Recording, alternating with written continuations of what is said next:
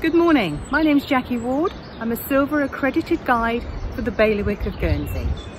I'm standing here today in Belvedere Field overlooking Castle Cornet, which you can see over my shoulder, and the harbour of Guernsey.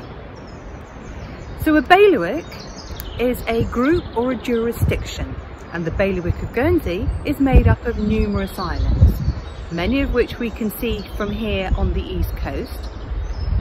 For example, we can see Hermanjettu there. However, behind the trees, Sark is hiding. To the far north, we can see the outline of Alderney today. The Channel Islands have only been British since 1254. Before that, they were very firmly French, Norman French. So the deal at the time was that Britain would take responsibility for our defences and we could remain self-governing, something we've always cherished. As I said before, you can see behind me Castle Cornet. At that time, in the 13th century, Castle Cornet was just an island. The British started to develop Castle Cornet, and so there are many buildings and fortifications on Castle Cornet that cover every century from the 13th through to the 20th.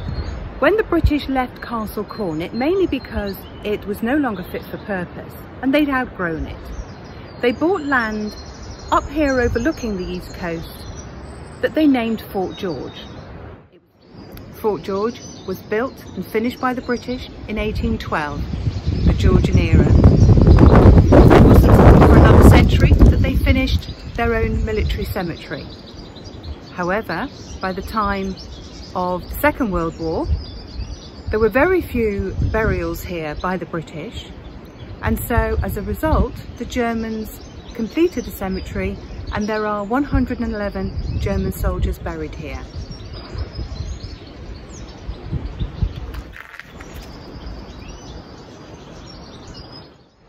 After the Second World War, Fort George was severely damaged as a result of Allied attacks, and the British sold the land back to Guernsey, and Guernsey sold it on to a property developer, and the luxury open market development of Fort George was created in the 1970s.